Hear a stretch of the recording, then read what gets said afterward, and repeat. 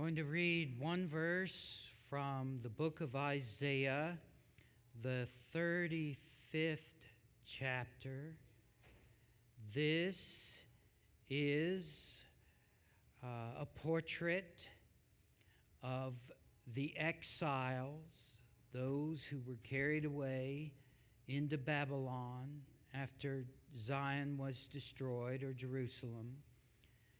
This is a portrait of them coming home.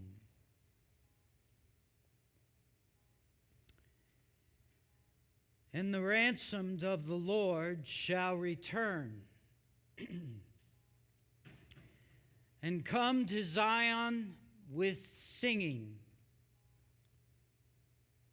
Everlasting joy shall be upon their heads.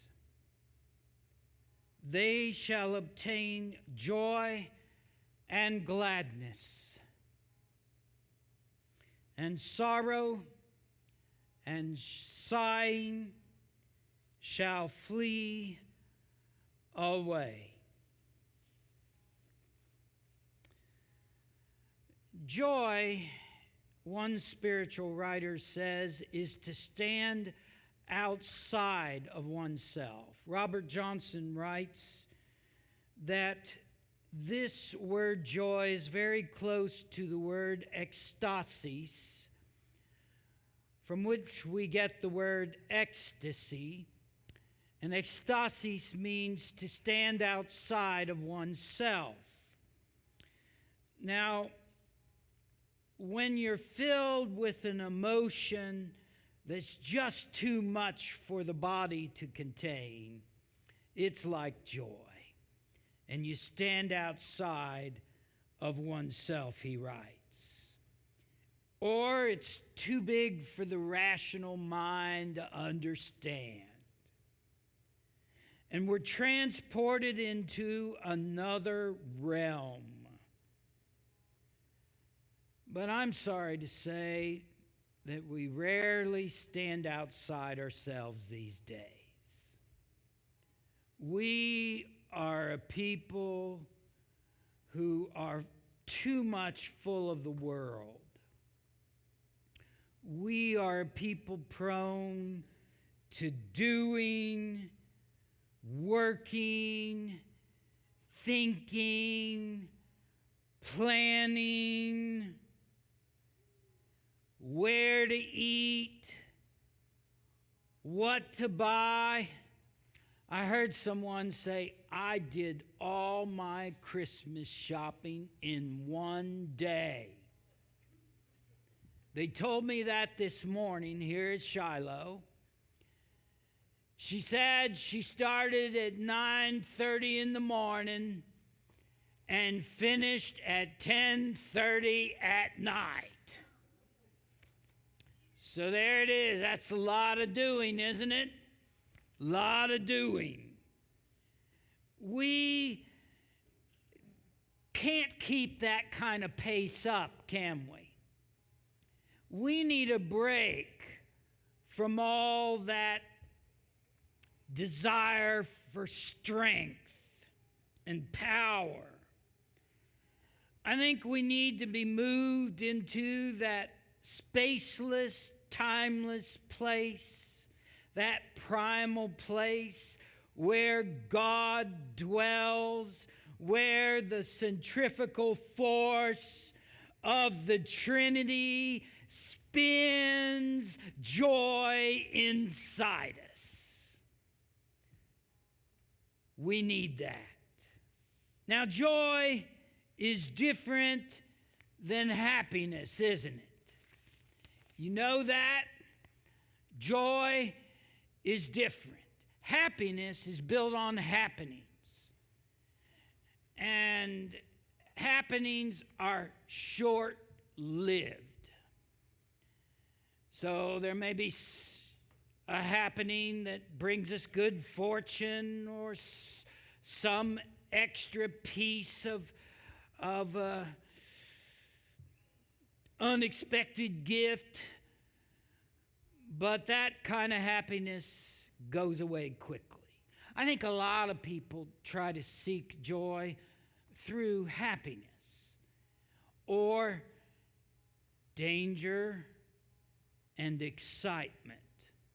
Some people like those things. Little danger, little excitement gets the blood pumping, and they think that's joy. Those are all poor substitutes for joy. Joy is the beatitude of delight. Delight in God, God delighting in us. Joy is the beatitude of heaven.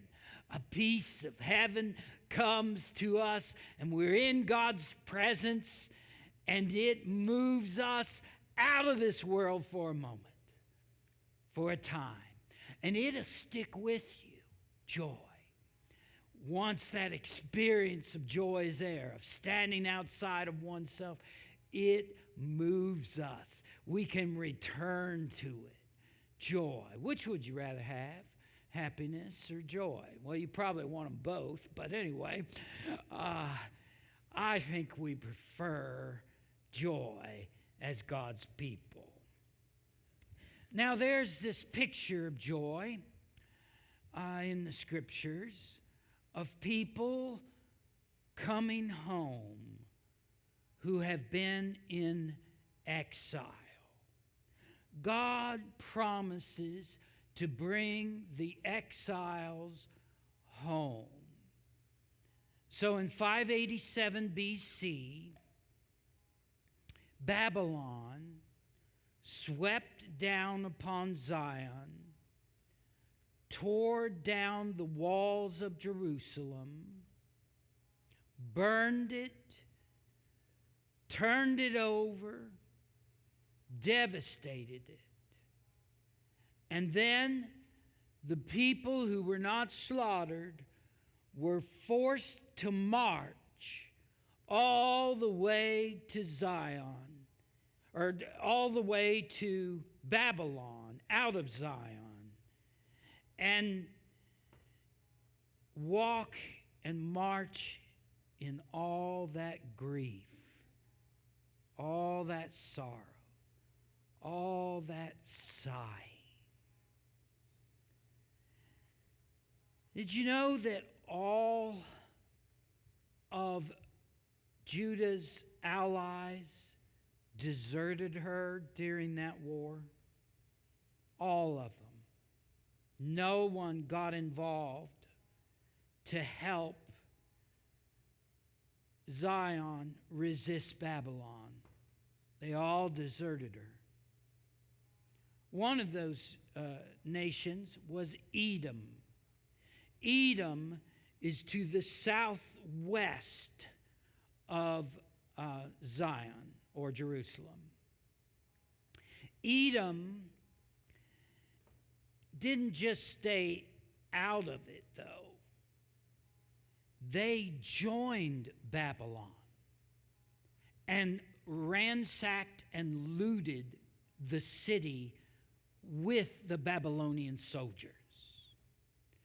And then when the people were marched out, they cheered with the Babylonian soldiers as the Israelites walked out to become slaves in Babylon. It's a horrible picture, isn't it? Edom is condemned in the 34th chapter. It's said that Edom will be punished. And part of the reason Edom is punished is that Edom will fall so that the exiles can return home, that there will be no impediment in their way to entering Jerusalem. Out of the deal, Edom, when they sided with the Babylonians, their territory increased all the way to Bethlehem. So it's quite a picture. God promises, though, to bring the exiles home. And it says that the ransomed of the Lord shall return and come to Zion with singing. Everlasting joy shall be upon their heads. So imagine the people after 40 years returning home to their homes, to Jerusalem, the holy city. How would you feel returning home? They were singing the songs of Zion as they entered the city. Now,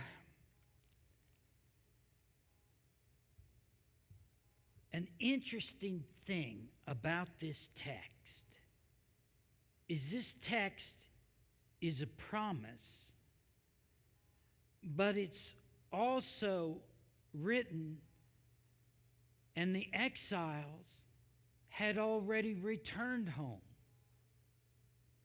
It's not a picture of what it will be like when they return home. They've already returned home. It's a fuller picture of returning home, and it's a reminder. Returning home is this portrait of joy, and they need to return to that, because when they got home, Jerusalem was not the same way as they left it when they used to live there in peace. Instead, their homes have been burned and leveled, and they have the drudgery of trying to rebuild the city and reestablish an economy, and it is slow going. And there are still vandals around because it's such a mess, and it's difficult for the people. And they are prone to despair.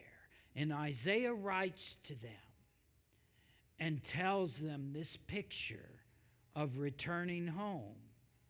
And perhaps it helps them to go back to that moment of joy.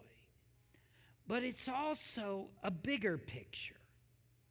All through the 35th chapter, it says things like this: the eyes of the blind will be opened, the ears of the deaf unstopped, the lame shall leap like a deer, the tongue of the speechless sing for joy.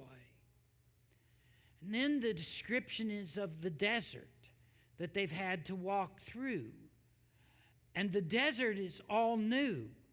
It says that waters break forth in the desert. In the wilderness, there are streams of living water. It says the burning sand becomes a pool. And there's a highway there. And the highway is for the people to walk on. And it says, even if you're a fool, you won't get lost. You can get home on this highway. And it says, no lion shall be there. So when Teresa said up there that the mouth of the lion shall be closed, it fit with this passage. And it says the redeemed shall walk there. Now this is a bigger picture, isn't it, than even what they experienced. And it says the ransomed of the Lord shall return. Now, when it says the ransomed of the Lord shall return, this is a liturgical, precise term, to be ransomed. To be ransomed means that you're bought, purchased out of bondage, out of slavery, okay, by an offering of the firstborn. Now, who did that for us? Jesus is the firstborn. And he gave his life as an offering so that the ransomed can return home to joy, so that we can be purchased out of bondage, so that we can have the experience of forgiveness and delight in God. But this picture hasn't, even with Jesus coming and giving his life for us, it's still a fuller picture yet to come. And so it speaks of the eyes of the blind being opened. Now, Jesus did that. He healed the blind. He healed the lame. He did all of that. But not everybody's healed yet, are we? Not everybody. Sometimes life doesn't go our way. Just recently, my dishwasher broke and ruined my hardwood floor. I was not happy.